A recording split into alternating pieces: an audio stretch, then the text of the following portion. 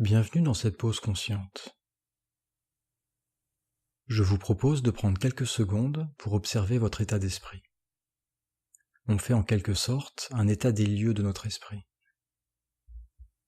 Est-ce que vous êtes joyeux ou triste? Êtes-vous plutôt dans la distraction ou la torpeur? Prenez également quelques secondes pour observer votre corps. Est-ce que vous ressentez des sensations agréables ou bien des sensations désagréables?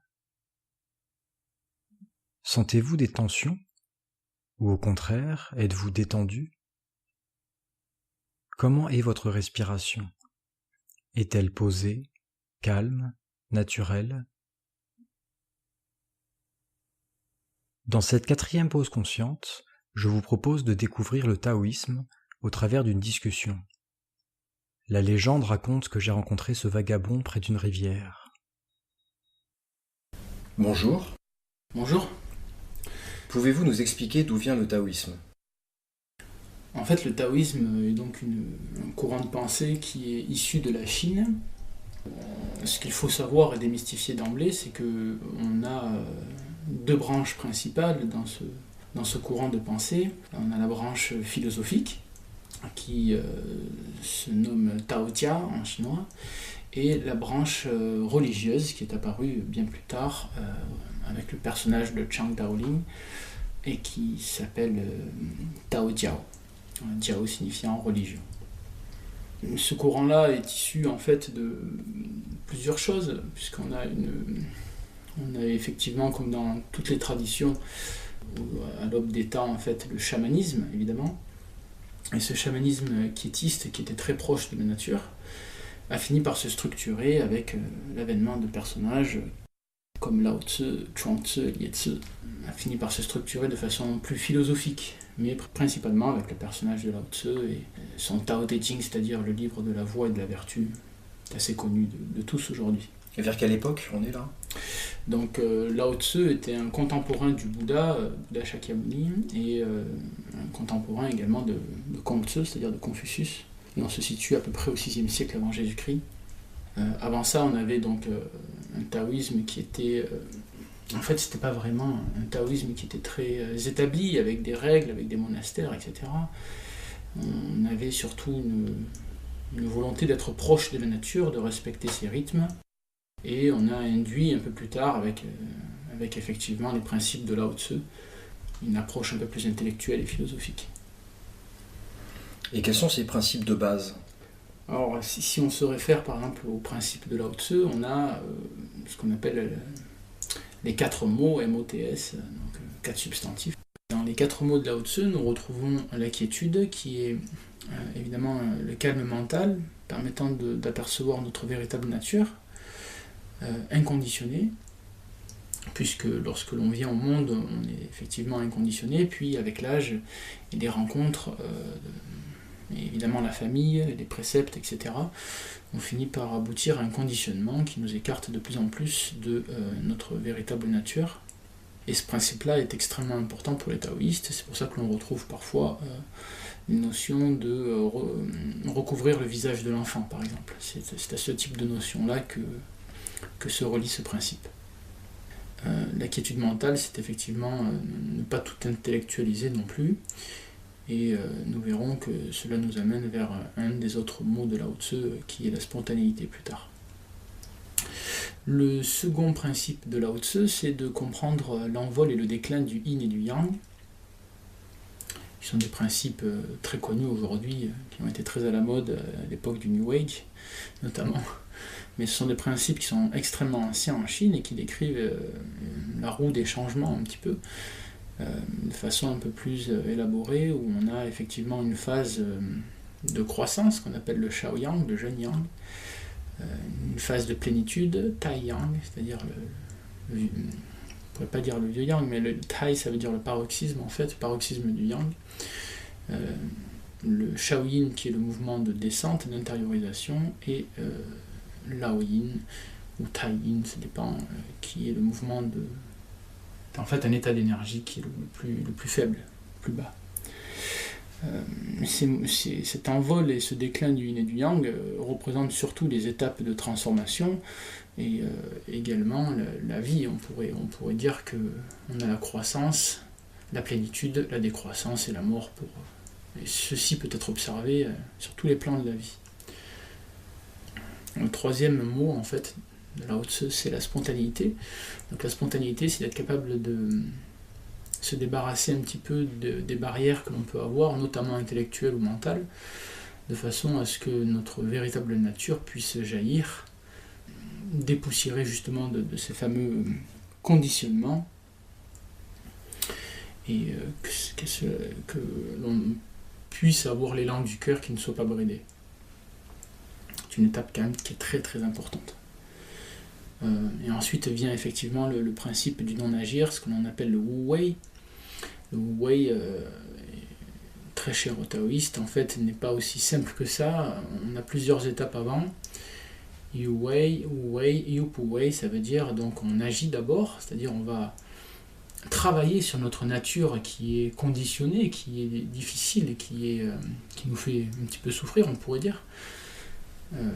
Puis on arrive au Wei, c'est-à-dire la capacité à ne plus agir, à laisser les choses se faire. On a abandonné notre ego qui nous a causé tant de problèmes, pour enfin arriver au Yupu Wei, c'est-à-dire tout peut s'accomplir, c'est la capacité à être suffisamment en osmose avec le Tao pour coopérer avec lui, ne plus s'opposer effectivement à ces nombreuses fluctuations. Une fois qu'on a la connaissance en tête de ces 4 mots, on peut effectivement relire le Tao avec une nouvelle grille de lecture, en tout cas avec ces 4 mots en arrière-plan, ce qui nous permet de comprendre différentes strates du Tao Te Ching de façon plus profonde. Quelles sont les différences fondamentales avec le bouddhisme ? Le bouddhiste considère que le monde est une illusion, à juste titre, mais le taoïste ne cherche pas forcément à s'extirper de ce monde physique. Il peut entrer en adéquation avec lui, coopérer avec lui.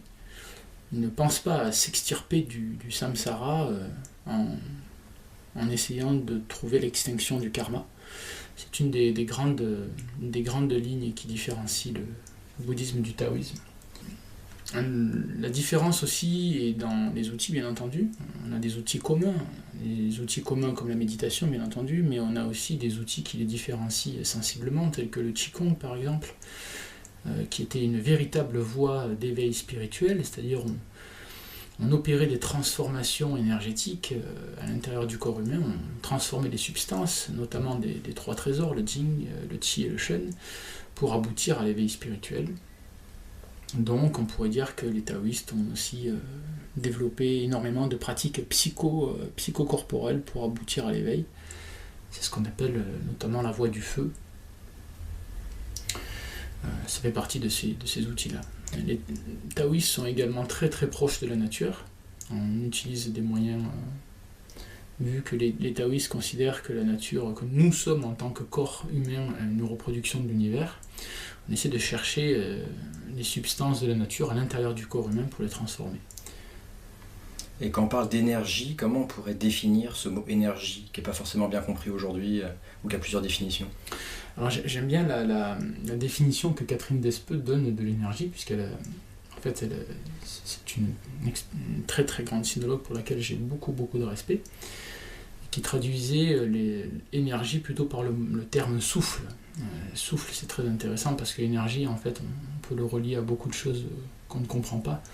Le souffle est beaucoup plus intéressant, c'est un souffle de vie. L'énergie, en fait, c'est ce qui nous a un petit peu manqué dans notre culture occidentale. Et dans la culture orientale, l'énergie est produite à partir du corps et surtout elle soutient l'esprit. Donc on pourrait dire qu'elle est un liant ou surtout un pont entre le corps et l'esprit. Et c'est justement ce qui nous amène à une grosse différence entre le bouddhisme et le taoïsme, c'est-à-dire qu'on utilise le corps à travers les moyens psychocorporels pour faire comprendre quelque chose à l'esprit. Alors que dans le bouddhisme, on est très vite allé dans la méditation pure, directe. Et puis après, plus tard, bien après la mort du Bouddha, bien sûr, on a incorporé des types de yoga, etc. Et alors du coup, question contraire, quels seraient les points communs avec le bouddhisme? Alors, les points communs avec le bouddhisme, c'est d'abord la notion de chercher une forme d'éveil spirituel, ce qu'on appelle par exemple l'ouverture de la fleur d'or chez les taoïstes, ou aussi devenir un immortel, on pourrait dire, voilà, au sens bien entendu complètement allégorique. Devenir un immortel, ça veut dire finalement se débarrasser de son corps physique pour devenir omniscient. Donc, c'est-à-dire que le but est quasiment le même, strictement le même en fait, de se décorporer entre guillemets, de parvenir à une forme d'omniscience. Les points communs sont très principalement la méditation. Après, il faut se garder de vérité arrêtée parce que il faut bien comprendre que le bouddhisme est très différent dans tous les pays dans lesquels on peut aller le constater. Le bouddhisme du Sri Lanka n'est pas du tout le même bouddhisme que celui du Japon, que celui de la Chine, ou le bouddhisme tibétain, etc. Et c'est très important ça parce que il faut bien comprendre que le bouddhisme chinois et le taoïsme chinois sont extrêmement proches à tel point que certains traités, je pense par exemple au traité des 2 accès de Bodhidharma, ou bien d'autres, mélangent complètement avec une parfaite homogénéité les principes taoïstes et les principes bouddhistes. Donc on ne peut pas vraiment trancher, c'est ça qui est très compliqué avec l'histoire de la Chine, c'est que on ne peut pas vraiment trancher entre ce qui est bouddhiste et ce qui est taoïste. En fait, dans le bouddhisme chinois, on a vraiment ces notions de Tao qui sont intermêlées. Et alors pour nous, occidentaux, est-ce qu'il est possible d'être en même temps bouddhiste et en même temps taoïste? Je pense que la question à se poser, c'est seulement de savoir si on souhaite éveiller son esprit. Après, l'idée, on a peut-être des personnes pour lesquelles la méditation convient plus que le Qigong, par exemple, ou que la lecture de mantras, ou de textes sacrés particuliers, etc. On peut complètement combiner ça. Je pense notamment à de grands maîtres comme Liu Yiming, un taoïste du XVIIe siècle, qui était tout à la fois bouddhiste. Il a écrit plusieurs Yi-King, notamment un Yi-King avec une version bouddhiste traduite par Thomas Cleary également, très grand, pas sinologue, mais enseignant de langue orientale à Harvard, donc c'est quand même une référence aussi. Et donc on peut voir que depuis la nuit des temps, on a pas mal de gens qui ont été à la fois taoïstes et bouddhistes. On prend par exemple Chen Po-Tuan, qui était très connu aussi, un taoïste entre 9e et 10e siècle, après Jésus-Christ, qui a fondé beaucoup de techniques psychocorporelles, notamment sur le sommeil, était également taoïste et bouddhiste. Il a écrit par exemple le chant de la dissolution du cadavre, qui est un grand classique de la littérature bouddhique. Et alors si on souhaite rencontrer un maître taoïste, comment on fait? On a parfois l'impression que c'est plus facile de rencontrer un maître bouddhiste que taoïste. Alors c'est vrai parce que le bouddhisme a connu un essor très très important, notamment aux USA, avec le personnage de Chogyam Trungpa, et puis après la médiatisation très forte des maîtres tibétains suite à leur exil de la Chine, puisque la Chine a pris le Tibet maintenant. Alors c'est très difficile cette question parce que les taoïstes ont été très persécutés par les communistes également en Chine populaire, et aujourd'hui c'est très difficile d'arriver à trouver quelqu'un qui maîtrise bien le taoïsme. On a quelques personnages comme par exemple Ni Huating, qui était aux États-Unis avec ses 2 fils, qui appartiennent à une très grande lignée taoïste. Il reste quelques personnages, mais c'est vrai qu'en Chine populaire c'est très compliqué, puisque vous savez que tous les courants spirituels et religieux sont quand même maintenus sous la direction, le commandement du pouvoir en place. Donc c'est vrai que tous les gens qui gouvernent un temple en Chine appartiennent tous au parti communiste. Faut quand même le savoir. La difficulté aussi, c'est que les enseignements spirituels et les enseignements religieux, donc taoïstes, sont parfois combinés chez une seule et même personne. Une personne, alors bon, au premier abord, ça peut sembler rebutant, une personne qui pratique le taoïsme religieux, mais à la fois, cette personne-là peut aussi également en même temps détenir des enseignements taoïstes philosophiques très très importants et très intéressants. C'est notamment le cas à Taïwan, on trouve ça de façon très importante à Taïwan. Pour ma part absolument personnelle, je ne suis intéressé que par la partie philosophique taoïste, mais si je peux recevoir des enseignements de la part de quelqu'un qui pratique aussi ces rites religieux ou superstitieux, ce n'est pas grave. L'idée, c'est de recevoir l'enseignement qui nous intéresse et qui nous permettent de progresser. Mais effectivement, on est obligé d'admettre aujourd'hui la raréfaction des maîtres taoïstes et des détenteurs de lignes. Il faut s'intéresser à Taïwan, il faut s'intéresser à la Corée du Sud un petit peu, il faut s'intéresser à l'Indonésie, il faut s'intéresser aux différentes diasporas chinoises qui sont dans le monde. Je pense notamment à la côte ouest des États-Unis et du Canada. Est-ce que le taoïsme répond à des questions comme pourquoi sommes-nous sur Terre, d'où vient l'univers, pourquoi la vie tout simplement? Alors, parmi les questions que vous avez posées, il y en a certaines oui et d'autres pas du tout. Alors, par exemple, pourquoi sommes-nous sur Terre? C'est la question pour laquelle il y a une réponse. Pour eux, l'idée d'être sur Terre, c'est de pouvoir expérimenter, de pouvoir progresser pour tendre vers cette notion d'éveil spirituel. Le début d'un univers, la fin d'un univers, les taoïstes se moquent littéralement de cette idée. Ils ne sont pas... c'est un petit peu, si vous voulez, comme pour la psychothérapie de leur point de vue, c'est-à-dire ce n'est pas parce qu'on va analyser quelque chose, ou plutôt de la psychanalyse, on va dire plutôt, c'est pas parce qu'on analyse quelque chose de fond en comble que ça va nous débarrasser d'une certaine forme de souffrance. Et là c'est pareil, c'est une question qui n'a aucun intérêt, en tout cas dans la progression, dans la marche vers l'éveil.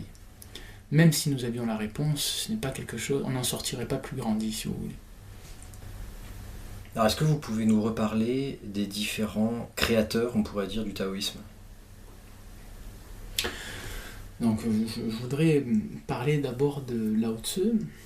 Lao Tzu, il faut bien comprendre que parmi Confucius, le Bouddha et Lao Tzu est le seul personnage pour lequel on n'a jamais réussi à attester historiquement son existence. Beaucoup d'historiens s'accordent à dire que le courant de pensée taoïste s'est lentement formé et qu'à un moment donné, il a fallu lutter contre l'influence du confucianisme et l'influence du bouddhisme, en concevant également un personnage qui ait un petit peu le même prestige ou la même grandeur que ces deux personnages. Donc Lao Tzu a été très probablement conçu pour lutter contre ces influences-là. Si on prend par exemple pour référence Isabelle Robinet, qui est très certainement une des plus grandes sinologues que le monde ait jamais portée, elle-même n'a pas réussi à prouver l'existence de Lao Tzu au travers de ses différentes études qui sont publiées à l'IHEC, c'est-à-dire à l'Institut des hautes études chinoises. Si on lit ses thèses, elle n'a pas réussi à prouver l'existence de Lao Tzu. Mais ce qui importe pour les Chinois, ce n'est pas tellement de prouver cette existence-là, mais de suivre les préceptes de Lao Tzu. Le personnage n'est pas très très important. En fait, si on regarde dans toute la culture chinoise et toute l'histoire chinoise, que ce soit pour les arts martiaux, pour la médecine, les Chinois aiment créditer des personnages illustres pour de grandes trouvailles, même si c'est faux. C'est par exemple le cas de Bodhidharma, le 28e patriarche du bouddhisme indien qui a débarqué en Chine et qui a révolutionné le bouddhisme en apportant en ramenant plutôt, on va dire, la racine du bouddhisme, c'est-à-dire la méditation et les principes philosophiques, notamment au monastère de Shaolin. Rien n'indique que Bodhidharma ait été à la source de la création des arts martiaux de Shaolin. Les moines de Shaolin pratiquaient les arts martiaux bien avant sa venue. Nous sommes à peu près au 7e, 8e siècle après Jésus-Christ. Et donc les moines pratiquaient déjà l'art martial. Ils n'ont pas attendu la venue de Bodhidharma pour commencer à pratiquer les arts martiaux. Et donc voilà, c'est une habitude que les Chinois ont de classer des grandes choses sous des personnages illustres, même si ça n'a pas de véracité historique. Donc là vous parliez de Lao Tzu, est-ce qu'il y a d'autres personnages comme ça historiques importants? Oui, bien sûr, il y a donc Chuang Tzu. Chuang Tzu était quelqu'un qui n'a pas bougé de son village depuis 40 ans et qui symbolise à travers ça la connaissance de soi, parce que, vous rappelez la sentence, qui se connaît le monde. C'est un petit peu ce que ça figure, son existence figure. Chuang Tzu était le plus subversif de tous les fondateurs, on va dire, du taoïsme philosophique. Et il avait pour ligne directrice de suivre sa propre voie, qui que l'on soit. On retiendra évidemment cette fameuse allégorie donc, du rêve du papillon, pour laquelle on pourra peut-être faire un prochain entretien, ou peut-être vous pourrez faire une vidéo sur le sujet, où on a Chuang Tzu donc, qui rêve qu'il est un papillon, qu'il volette ici et là, et au final, lorsqu'il se réveille, il ne sait plus s'il est Chuang Tzu qui a rêvé qu'il était un papillon, ou s'il est toujours un papillon qui rêve qu'il est Chuang Tzu. Une allégorie très intéressante pour comprendre l'illusion de la vie en fait. Chuang Tzu, on retiendra également son profond sentiment d'irrévérence, puisque un jour, l'empereur ayant entendu parler de Chuang Tzu, le fait mander à la cour. Et Chuang Tzu, voyant arriver les gardes royaux, très fiers, très plein de force et de bravoure, Chuang Tzu était en train de pêcher, et donc les gardes royaux demandent à Chuang Tzu de venir auprès de l'empereur. Et Chuang Tzu ne bouge même pas la tête pour leur répondre, et il leur dit « J'ai entendu dire que dans votre palais se trouvait une tortue vieille de plusieurs milliers d'années, une vieille carapace de tortue considérée comme un trésor. » Il demande d'attester ça auprès des gardes, et les gardes bien sûr répondent « Oui, oui, tout à fait, c'est un trésor de notre empereur. » Et sans bouger la tête, il leur dit alors « Pensez-vous que cette tortue préfère traîner sa queue dans la boue plutôt que d'être comme un trésor gardé ?» Alors les gardes, bien sûr, acquiescent en disant oui, bien sûr, la tortue préférerait s'ébrouer dans la boue. Alors Chuang Tzu, sans même tourner la tête, encore une fois, leur dit alors rentrez d'où vous venez et dites à votre empereur que moi aussi, je préfère traîner ma queue dans la boue comme une tortue plutôt que de venir travailler à la cour. Et c'est là où on note la noble insoumission et l'irrévérence de Chuang Tzu qui définit tout son personnage. Et il y a un petit peu un côté anarchiste là-dedans, mais surtout un côté spontané, vrai, naturel. Les gardes royaux ont tellement été estomaqués par la réponse qu'ils s'en sont retournés à l'empereur. À l'époque, il faut bien savoir qu'on ne pouvait pas faire ça. Si on faisait ça, on se faisait couper la tête. Chuang Tzu démontrait par là même qu'il n'avait pas peur de la mort, mais qu'il préférait rester un être libre jusqu'au bout. Ensuite, on a le personnage de Lietze qui a écrit le traité du vide parfait. Lietze est un peu considéré un petit peu à part parce qu'il avait aussi, on sent un petit peu dans ses écrits, une influence confucianiste. Et c'est surtout lui qui va apporter le côté le plus lettré, entre guillemets, le plus littéraire au niveau de la philosophie taoïste. Voilà, ce sont les trois piliers fondateurs de la philosophie taoïste.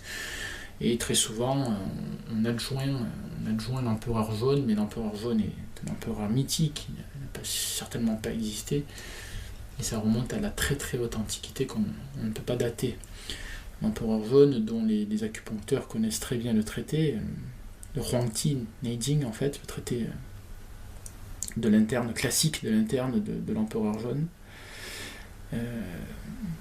dont la philosophie s'est mêlée à Lao Tzu pour fonder le Huang Lao Tao, c'est-à-dire le premier courant taoïste. Et alors tout à l'heure vous parliez d'arts martiaux. Quels seraient les préceptes taoïstes par rapport aux arts martiaux? Est-ce qu'il y a des principes de non-violence par exemple? Alors concernant les Chinois, bien sûr, le principe est non-violent, puisque arts martiaux en chinois ne se dit pas kung fu comme ce que la plupart des gens pourraient penser, mais se dit wushu. Et dans le caractère wu, on a la notion de la hallebarde qui est arrêtée par la paume, ce qui signifie effectivement stopper la violence, mais ça ne veut pas dire se défendre, ça veut dire stopper sa propre violence intérieure. En fait, les arts martiaux ont été la plupart du temps conçus par des philosophies non violentes telles que le bouddhisme et le taoïsme, et donc il est tout à fait naturel de concevoir les arts martiaux comme une pratique de développement de soi. Alors, j'aime pas trop cette expression parce qu'aujourd'hui dans le langage moderne ça a pris un peu une connotation New Age, article zen de femme actuelle, mais oui, on pourrait dire ça. Mais c'est vraiment une question de... Effectivement, les arts martiaux devraient conduire à la capacité déjà de stopper sa propre violence pour ensuite pouvoir mettre aussi ses facultés au service d'autrui et du bien d'autrui. C'est-à-dire la notion un peu chevaleresque des arts martiaux, et ce qu'on appelle le Wu De, la vertu martiale. Également, on peut noter que les principes de Lao Tzu, et ça c'est quand même très important, les principes de Lao Tzu qu'on a énoncés tout à l'heure, vont influencer toute une famille, toute une partie des arts martiaux chinois, notamment les arts martiaux dits internes, avec les notions justement de quiétude dans le combat, c'est-à-dire de la capacité à rester calme, la connaissance du yin-yang, c'est-à-dire lorsqu'une force brute arrive, il faut employer la capacité à s'effacer, la capacité à l'absorber, à la retourner, pour ne pas avoir à se confronter à elle et donc à être blessé. Et donc voilà, on a tout un tas de principes de flexibilité, de douceur qui l'emportent sur la force. Donc on peut dire que finalement les principes taoïstes ont également influencé les arts martiaux. Par rapport à la vie quotidienne, est-ce qu'il y a des préceptes taoïstes qui donnent des indications sur par exemple comment manger, comment dormir, par rapport aux relations, par rapport à la sexualité ? Oui, bien sûr. Alors, en fait, le taoïsme s'est chargé au fur et à mesure des siècles et des millénaires d'étudier tout un tas de champs de connaissances. Et parmi tous ceux que vous évoquez, les taoïstes ont évidemment exploré toutes les facettes de la chose, puisque tout ce qui permet une interaction d'énergie, c'est-à-dire absolument tout, a été étudié par les taoïstes, c'est-à-dire la musique, ça peut être par exemple la conception de la nourriture, effectivement, la médecine, etc., etc. Il faut bien comprendre que le taoïsme, à l'origine, c'est basé sur la plus vieille peur qui nous anime encore aujourd'hui, c'est-à-dire la peur de mourir. Et l'on retrouve effectivement toutes les initiatives taoïstes pour essayer de lutter contre cette échéance, en tout cas essayer de la prolonger. Donc on a abouti à une recherche de l'immortalité à travers la conception de pilules externes, ce qu'on appelait le Weidan, qui a abouti évidemment à de très nombreux empoisonnements, parce qu'on a ingéré un petit peu tout et n'importe quoi, et surtout du sulfure de mercure, qui est hautement toxique, parce que c'est un métal lourd. Donc la sexualité, bien sûr, a été un très grand terrain d'expertise, et on pourrait dire d'investigation taoïste. On a des traités qui ont encore une fois été traduits par Thomas Cleary, qui sont très intéressants, sur la façon dont les Chinois concevaient le sexe et l'interaction entre l'homme et la femme. Il y a un adage en Chine qui dit que le ciel doit rencontrer la terre, et effectivement produire les interactions et la circulation de l'énergie.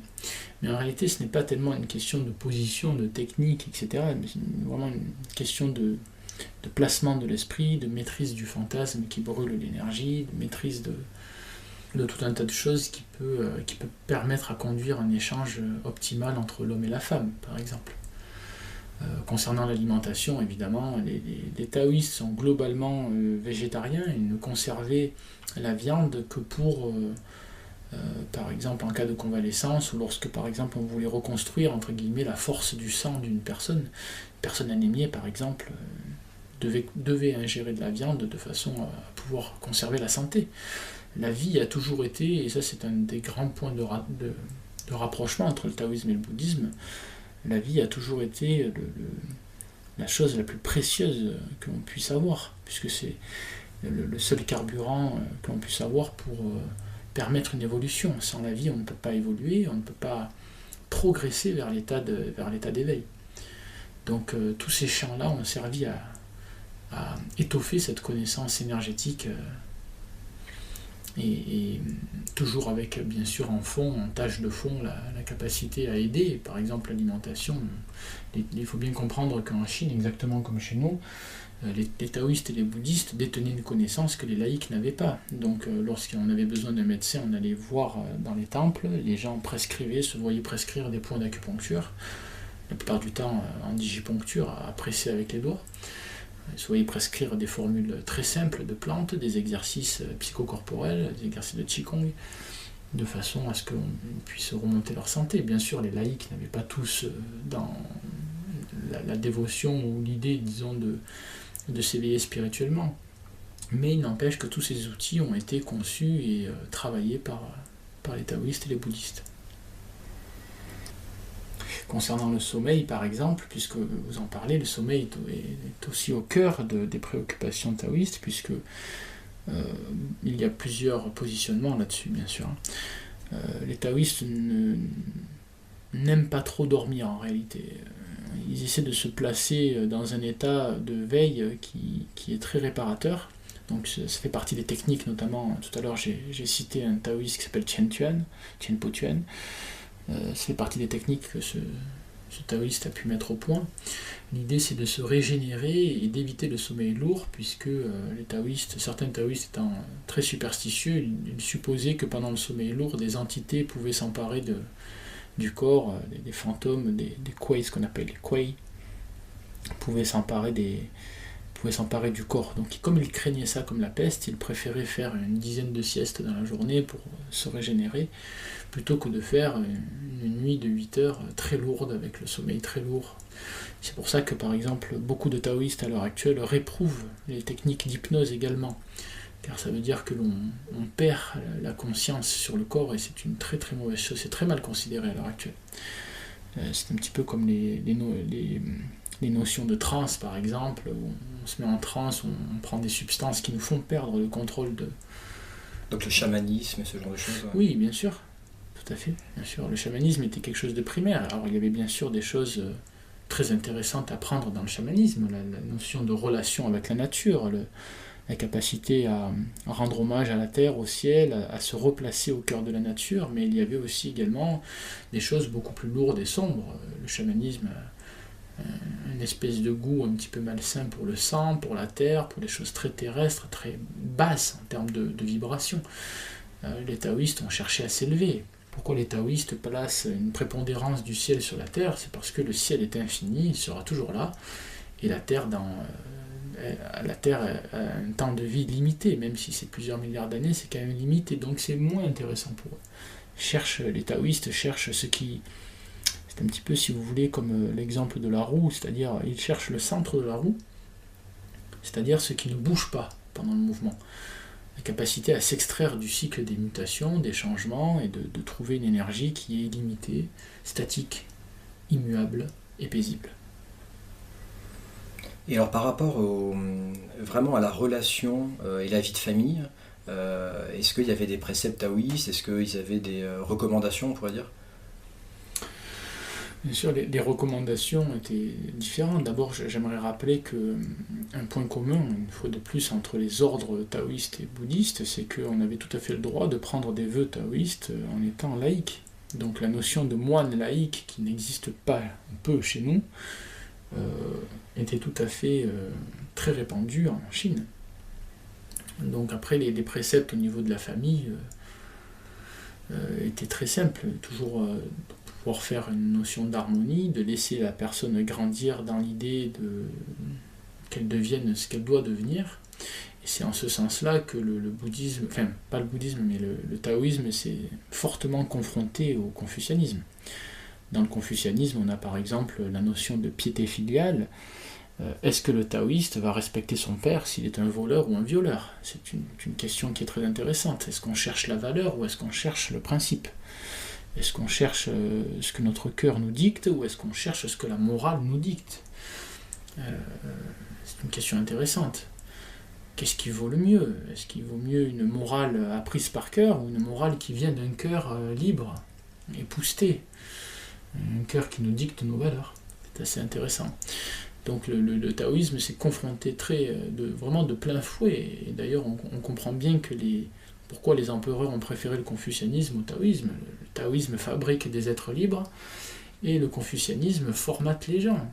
Dès lors où on dit respecte ton père et ta mère, tu respectes ton empereur, tu respectes ton préfet, on respecte tout et finalement on s'oublie au cœur de tout cela. Il n'y a pas de grande différence avec le monde moderne, je crois, et réfléchir. Donc ce qui était très important pour les taoïstes, c'était de laisser les individus grandir et prendre leur place au sein du Tao de façon naturelle, avec confiance dans le Tao.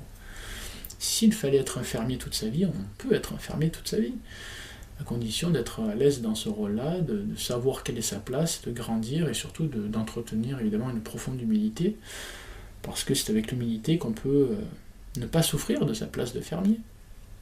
Et si on n'avait pas de fermier aujourd'hui, on ne mangerait pas. Donc je pense que c'est très important de considérer qu'il n'y a pas de petit métier, comme on peut dire. Alors question complètement hypothétique, si Lao Tzu était présent aujourd'hui, comment est-ce qu'il verrait le monde dans lequel il vit, s'il vivait par exemple en France aujourd'hui à notre époque? Alors le constat va être un peu cruel, mais je pense que Lao Tzu ferait exactement ce qu'il a fait à son époque, c'est-à-dire lorsqu'il a été lassé de la cour des Zhou, puisqu'il travaillait pour la dynastie Zhou, il était archiviste à la cour, selon la légende bien sûr, lassé des intrigues de la cour, lassé de la corruption, lassé des comportements humains qui sont vides de sagesse, il a pris son buffle et il s'en est allé vers l'ouest. Il faut bien se rappeler de cette allégorie qui est très intéressante et très importante. Et arrivé à la muraille, il a composé, sous la supplique d'un gardien de la muraille, il a composé donc son Tao Te Ching en une nuit, selon la légende, et après lui avoir remis son extrait de sagesse, il s'en est allé. Et je pense que c'est exactement ce qu'il ferait aujourd'hui, puisque malheureusement les choses ne se sont pas vraiment améliorées. On a toujours la corruption de nos élites, ou du gouvernement, ou de la politique, sans rentrer dedans en profondeur, et sans parti pris bien sûr. Il verrait toujours le manque de sagesse, mais il verrait aussi que, en accord avec les lois du yin-yang, ce manque de sagesse impulse aussi à bon nombre de gens une volonté de s'extraire, de remettre en cause des schémas. On voit bien qu'il y a de plus en plus de gens qui essaient de trouver des moyens d'autosuffisance, de capacité à vivre en autarcie, loin des villes, loin du conditionnement, etc. C'est-à-dire que si les taoïstes, le véritable taoïste finalement est un taoïste ermite, ce n'est pas le taoïste de monastère. En réalité, le monastère est une société comme une autre. Et donc, comme disait Georges Brassens, dès qu'on est plus de 3, on est déjà une bande de cons. C'est exactement le positionnement taoïste, c'est-à-dire que dès lors où on vit en société, on s'infuse des idées les uns les autres et on s'extrait de la capacité à réfléchir par soi-même, en accord avec les valeurs qu'on peut avoir, etc. Donc je pense que Lao Tzu ferait exactement la même chose, sauf qu'au lieu de monter sur un buffle vert, il prendrait peut-être le TGV. Alors par rapport à ce que vous disiez du coup sur Lao Tzu et le fait d'éviter de vivre en société, est-ce que ça suppose que du coup le taoïsme ne peut pas vraiment être politique? Puisque pour faire de la politique, du coup, il faut être en groupe, il faut faire passer des lois et ainsi de suite. Donc est-ce que du coup, et on l'a vu à la limite dans l'histoire, dans le bouddhisme, que parfois le bouddhisme était lié à la politique, il y a des empereurs, il y a des mouvements politiques. Est-ce que donc ça suppose que ça ne peut pas être le cas pour le taoïsme? Il y a eu quelques empereurs qui ont été d'obédience taoïste, mais la difficulté de comprendre ça, c'est qu'on ne peut pas diriger un peuple où tout le monde, où chacun des sujets est complètement libre. C'est difficile d'exercer un pouvoir sur... Et c'est d'ailleurs pour ça qu'aujourd'hui encore, la Chine communiste, la Chine qui compte aujourd'hui 1,4 milliard de personnes, est encore sous la dictature. Parce qu'on ne peut pas diriger un pays avec autant de monde sans une certaine poigne, on pourrait se dire. Mais bon, après c'est un point de vue qui appartient à chacun. Le taoïsme n'essaie de ne pas se mêler trop de tout ce qui est politique, et d'ailleurs le sage globalement ne se mêle pas de pouvoir. Le sage n'a pas envie d'exercer un pouvoir quelconque sur autrui. En réalité, si tous les êtres étaient éveillés, entre guillemets, ou avec un certain niveau de sagesse, la coopération pourrait se faire sans aucune loi. D'ailleurs, Lao Tzu le dit bien, c'est en fabriquant des lois, c'est en faisant des lois qu'on fabrique des hors-la-loi. Aujourd'hui, par exemple, avant le 1er juillet, on avait le droit de rouler à 90 km/h. Aujourd'hui, vous roulez à 90 km/h, vous êtes hors la loi. Puisqu'aujourd'hui, on a baissé à 80 km/h. Donc, hier, vous étiez hors la loi, vous étiez juste, et aujourd'hui, vous êtes hors la loi. Alors que si tout le monde vivait avec un certain esprit de bienveillance, avec un travail sur soi, avec un respect, avec compassion, avec sagesse, avec ces qualités-là, en réalité, le monde se régulerait tout seul. Et est-ce qu'il y aurait donc besoin d'un empereur pour ça? Question légitime. Alors si aujourd'hui vous pouviez rencontrer Lao Tzu, quelles seraient vos questions? D'abord, je pense que je lui demanderais quel est son secret pour avoir une aussi belle barbe. Ensuite, je lui demanderai peut-être d'être le Père Noël pour mon prochain Noël en famille. Donc sérieusement, rencontrer Lao Tzu aujourd'hui, ce serait assez délicat. Je pense que d'abord, il serait complètement inadapté à ce monde en tant qu'individu, mais ses enseignements seraient toujours aussi intéressants et efficaces. Ce que je pourrais lui demander, c'est peut-être sa façon de...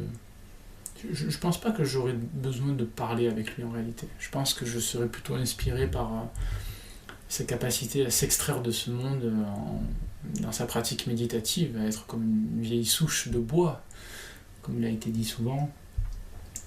On voit bien, on sait bien cette anecdote historique, qui n'a peut-être pas existé d'ailleurs, de la rencontre entre Confucius et Lao Tzu, où Confucius se fait rabrouer par Lao Tzu. Je pense que je préférerais garder ma bouche fermée afin de ne pas me prendre de gifles par Lao Tzu, bien que très certainement j'en mériterais. Mais je serais en fait très ému, je crois, de rencontrer une personne aussi libre et aussi intéressante, parce que parler de Lao Tzu ou du retour de Lao Tzu, c'est comme rencontrer le Bouddha en personne, hein. C'est ce même niveau de liberté, c'est ce même niveau de déconditionnement, de lâcher prise et vraiment de liberté. Et je crois que quand on rencontre quelqu'un d'extrêmement libre, ça, avant même que ça nous dérange, parce qu'il y a des gens que ça dérange, bien entendu, je pense qu'il y a un moment où on reste sans voix quelque part. Il y a une forme de respect, d'admiration et de tranquillité que ces êtres-là dégagent. On a la chance encore d'avoir quelques maîtres spirituels pour lesquels on éprouve ce genre de sentiments lorsqu'on les rencontre. Mais ça reste assez rare encore aujourd'hui. Est-ce que dans le taoïsme, on parle de la notion d'éveil? Et si oui, comment on définit cet éveil? En fait, ça dépend encore une fois de quel taoïsme on parle. Le taoïsme religieux a bien compris depuis surtout l'éveil du Bouddha, puisque je rappelle que le taoïsme et le bouddhisme sont vraiment concomitants et concordent en fait, hein, dans la pensée chinoise. La pensée chinoise religieuse est un syncrétisme, donc on a volontiers absorbé les enseignements du Bouddha dedans. Donc le taoïsme religieux, évidemment, considère qu'on devient un immortel. Le terme pour s'éveiller, c'est encore autre chose. Et si on prend par exemple les écrits de Ge-hong, on a effectivement une hiérarchie de cette immortalité, où donc dans la hiérarchie religieuse, on va au ciel, entre guillemets, et ce ciel est divisé en plusieurs parties, et plus on s'élève spirituellement, et plus on s'élève dans le ciel. Après, dans la partie philosophique du taoïsme, effectivement, c'est plus un positionnement pour être heureux ici et maintenant sur cette terre, plutôt que d'avoir un hypothétique paradis et donc un hypothétique enfer également. Je pense que c'est comme ce que disait Dilgo Khyentse Rinpoche, que le samsara était le nirvana, et le nirvana dépendait de la même racine de l'esprit. C'est exactement la même chose. C'est pour être heureux ici et maintenant, et c'est ce que nous rappellent aussi les enseignements du Chan et du Zen. On ne pratique pas pour être bien dans une vie future, on ne pratique même pas pour être bien tout court, on pratique pour être hors de notre zone de confort, de façon à ce que l'on puisse progresser bien plus largement. Et pour nos auditeurs, si vous aviez des conseils en tant que taoïste à leur donner pour avoir une vie entre guillemets meilleure, ou surtout une vie plus libre, quels seraient ces conseils?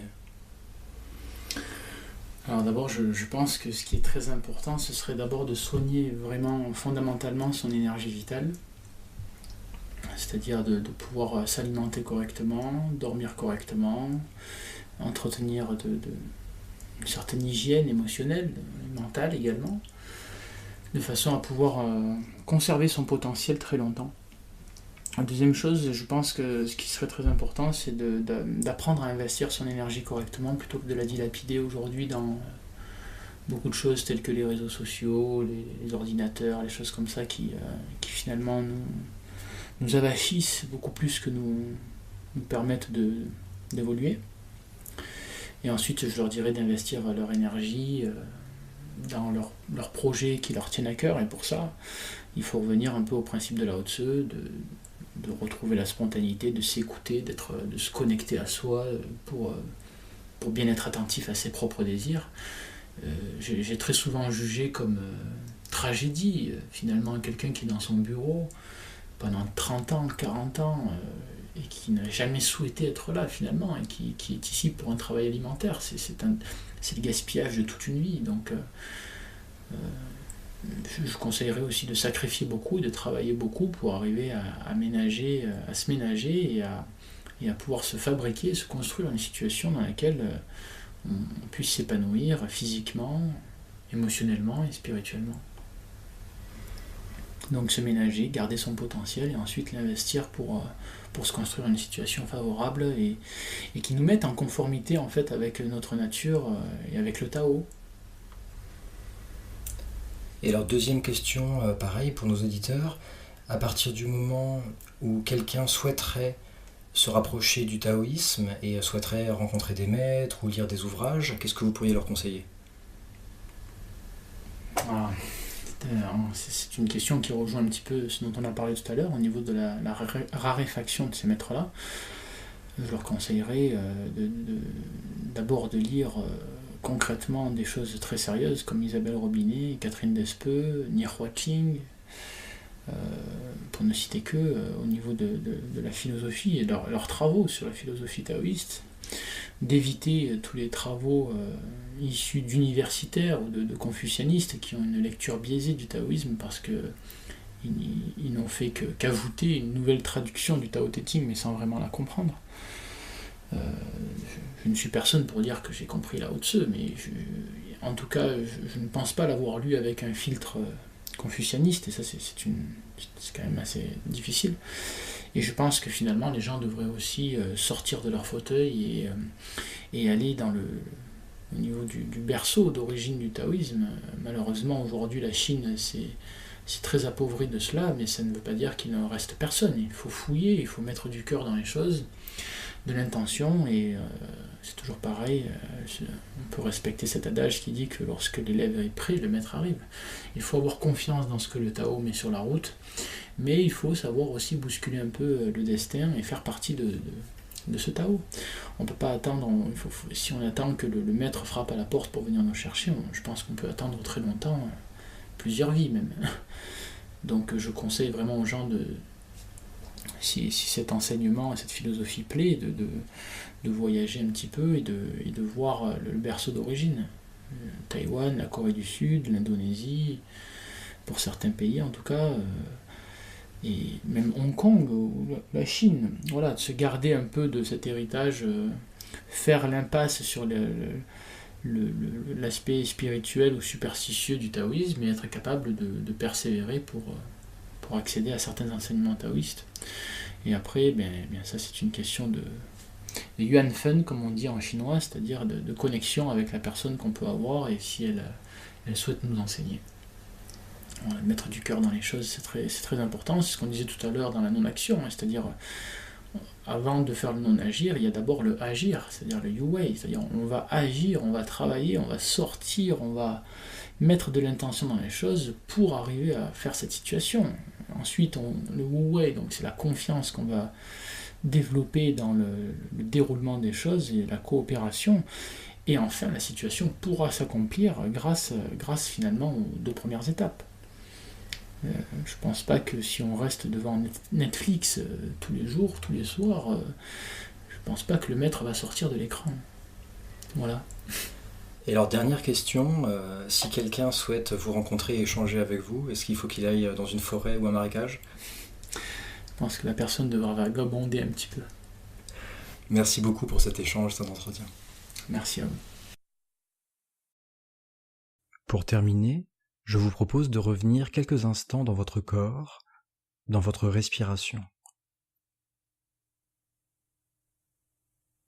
Et quoi que vous fassiez après avoir vu cette vidéo, que ce soit regarder une autre vidéo sur YouTube ou n'importe quelle autre action, je vous invite à le faire en conscience, en présence.